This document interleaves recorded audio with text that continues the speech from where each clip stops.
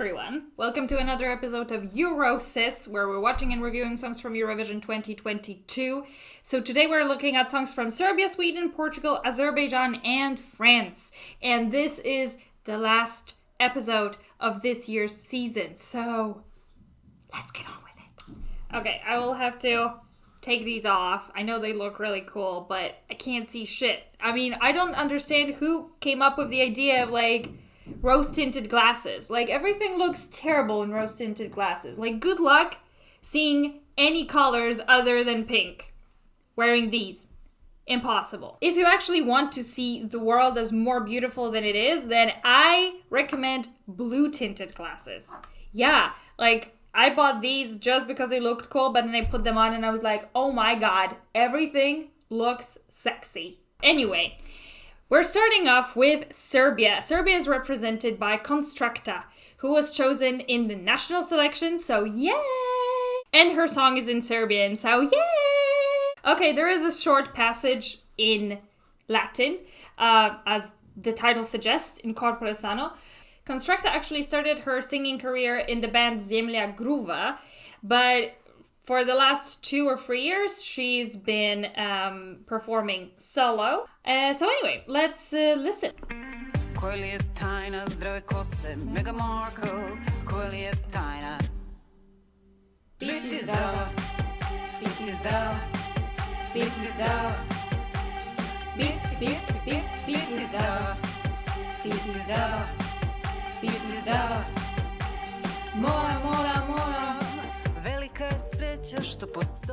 I mean, it's just a very catchy chorus. I loved it the moment that I heard it. I was like, oh wow. I think it transcends, the linguistic limits, let's say, just because it has such a cool sound to it.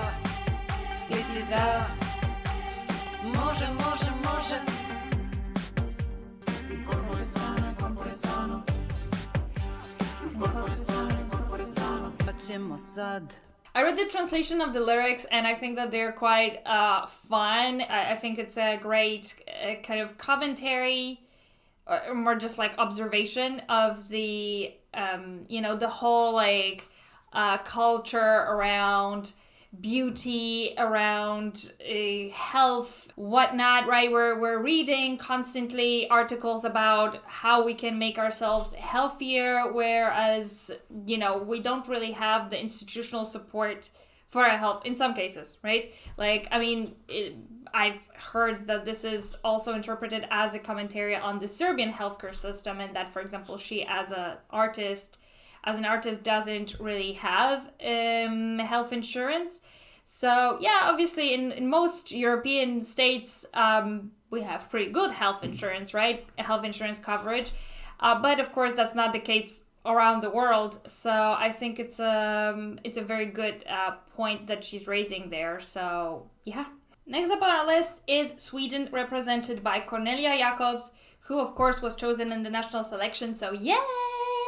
But her song, Hold Me Closer, is in English, so boo. So according to the Eurovision website, Jacobs started her career in the girl group Love Generation that only released 3 singles. Later, she launched her solo career in 2018, so literally that means an 8-year gap. Unfortunately, she does not explain this gap in her resume. We're going to listen to Hold Me Closer. Let's see. To apologize, 'cause there's nothing to regret. Well, maybe you're right, I'll find someone else. You say it isn't me, but when did that ever help? I don't know, it helps me if I hear that it's not me. Hold me closer, although you leave before the sunrise. Might be bleeding, but don't you mind, I'll be fine. Oh, accuse me, I found the right one at the wrong time. But until the sunrise, hold tight, maybe it happens. So this song, actually, when I first heard it, I was not impressed. I would say that it has grown on me since. I can kind of understand what people see in it. I hear about this in many songs, right? This theme, yeah, you're breaking up with me, but just stay one more night. And like, I would be like, fuck you, no. That would just make it more painful if, no. So that's another thing, like, sure, you know, everyone can relate to a song about a breakup, but this particular way of maybe handling it is something that I can't relate to, so it kind of takes me out of the song a little bit. Obviously, this was a live performance, so you can see that she's a really good singer, and that has to be said, for sure. I think that it is, to me, a bit of a generic ballad. I'm not, like, a super huge fan of this particular melody. Like, it's pretty catchy, don't get me wrong. But I just find, for example, the melody in Die Together more compelling than this one. So, yeah, I mean, I'm just not super into this particular song, but it is pretty good. So next up on our list is Portugal, represented by Maro, who was chosen in the national selection, yay! With the song Saudade, Saudade, which is half in English, boo, but half in Portuguese, yay! She graduated from Berklee College of Music in 2017. She has lived in Los Angeles and she has worked there for quite some time and made music there. She has supported Jessie J and other people that I have never heard of. They're listed on the Eurovision website though, so you can check those out.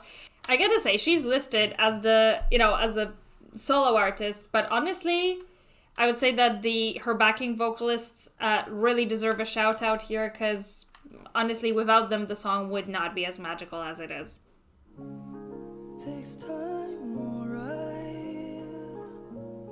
And I know it's no one's fault, but somehow I can't move I quite like it that she starts off so low. It's quite nice. Saudade, saudade. Nothing more than I can say says it in a better way. You just want to stay in this state, this emotional state that is captured with the song. Of course, saudade is the Portuguese word which is untranslatable into English, which means kind of longing for something that you lost, and it's like this bittersweet feeling. So in that sense, it's a super Portuguese song, because of course the whole concept of saudade is sort of just central to Portuguese literature, Portuguese culture. So yeah, and the whole song is about, like, well, saudade basically captures the feeling that I'm feeling right now best, and you cannot express it in any other way. Yeah, it's just super nice. It doesn't sound very much like a lot of European music, but it does kind of have this otherworldly sort of feeling to it. I just love this chord progression just so much. It just feels so satisfying when I hear it. It's like the exact opposite of what I had with the Montenegrin song, right? Breathe. I hated that melody. It's just like the melody just doesn't sound right to me. This one though, it feels like it goes perfectly, like you wouldn't change a single note in it. It's so good and just so satisfying. Whereas, for example, the Swedish song is like fine and the melody is like fine, but it's not particularly satisfying, you know? It doesn't feel that unique. This one definitely feels very unique. I really like it. So great job, Portugal. Next up on our list is Azerbaijan, represented by Nadir Rustamli, who was chosen in internal selection, so boo, and his song Fade to Black is in English, so another boo. Well, you could argue that was kind of a little bit like a national selection though, because, you know, people voted for him in The Voice, right?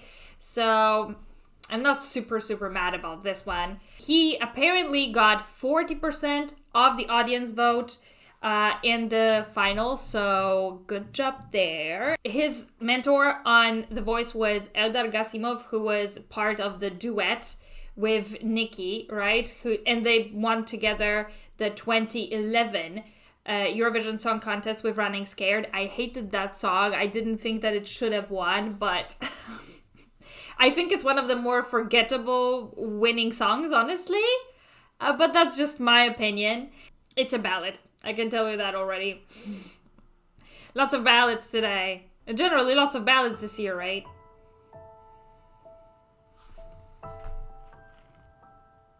One so sweet, reverie. He has a very cool, sexy, deep voice that I really appreciate. You always go and blame The weather, the weather. it hurts so fast. I don't like this pre-chorus. Like, I feel like the chorus should go directly after the weather part. This is like, it slows down the song for no good reason, and I don't like it that much. The chorus, though, pretty good. Oh, this was not the full chorus. Yeah, this song just takes forever to, like, really take off. Oh, now it starts getting good.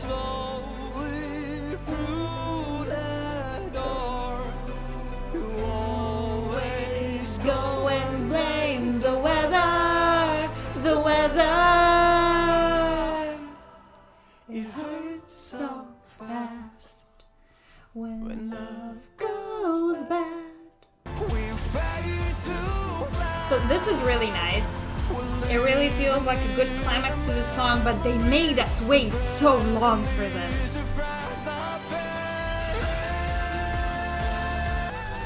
But I really, really like the intensity here. It's really good.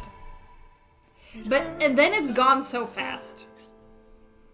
It feels like there should be another chorus in there, stuck on at the end. I really feel like they could have shortened the first verse a little bit or got rid of that pre-chorus that I think doesn't do anything for this song, and then it would have sounded better. Those are my notes for the songwriters of the song. Out of all of the ballads, I think this one probably makes the least impact, unfortunately. But I would really like to hear him in a different song. The last entry for today is France, represented by Alvan and Ahez. I'm not sure if that's how you pronounce their names, but here we are. So they were chosen for national selection, so yay! And their song is in Breton, so yay! So this is a collab between Alvan, who is a multi-instrumentalist and an electro artist, and Ahez, which is a vocal group made up of three girls. Both Alvan and Ahez come from Brittany, the region in France, which is in the north, next to the English Channel. And yeah, they'll be singing in Breton, as I mentioned, which is the native language of that region, and it doesn't have anything to do with French. It has to do with, it's a Celtic language. Not many of them are left till today. Most of them are on the verge of extinction. Basically, you know, it's true for Welsh, Breton, Irish. So it's really nice to hear some of it at the Eurovision Song Contest. And also, because the song is in Breton, that marks basically the first year ever with zero French lyrics in the songs at the Eurovision Song Contest. So that's interesting. When I first heard it, I was so surprised because I was like, this does not sound like something that came out of France, right?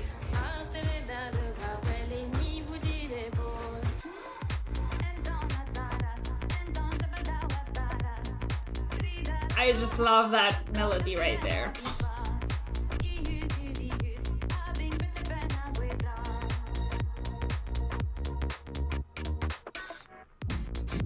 I feel like, you know, French people were like, can we have Goa?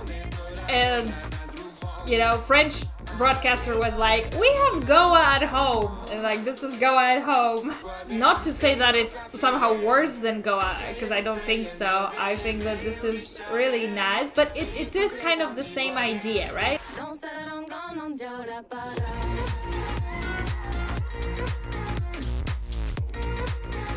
I kind of love the kind of like witchy vibe that they're giving there, right? It really feels like it's modern witches, you know, at some graveyard, you know, dancing around a bonfire. Dispon, kreis an die Guarden, etans arfulen. This is just so cool. I gotta say, it's one of my favorite songs this year, honestly. It's exactly the kind of music that I like, and exactly the kind of music that I also love Eurovision for, because Eurovision always supplies this type of music. Every year we have at least one entry that has this kind of vibe that is, you know, folk-inspired, traditional instruments mixed with electronica. That's like my favorite thing. Okay, so this is it for today. Now, if I have to pick my favorite entry, it's gonna be pretty tough because I definitely like Serbia, Portugal, and France a lot. All of them. So, and they're so different. So different. How am I to choose? Okay, I honestly don't know. So I'm saying that we have a three-way tie today, okay? Serbia, Portugal, France. Congratulations! Woo! So if I have to pick my least favorite, unfortunately, that would have to be Azerbaijan, I'm afraid. Although I'm not a super huge fan of Sweden either, but I think the song is a little bit catchier than the Azerbaijani entry. Really, they need to work on it. I think also the melody of the Swedish song is much more memorable, so they have that going for them. So thank you very much for joining me today. If you like this video, then please consider hitting the like button. That would definitely help me out in the YouTube algorithm. If you want some more content from me, you can also click subscribe and click the bell, and then you will get notifications about any new videos coming up. We're definitely going to have at least 2 more videos about Eurovision this year, and there will be one more video on the American Song Contest, so stay tuned for those. Thank you again, and I'll see you next week. Bye!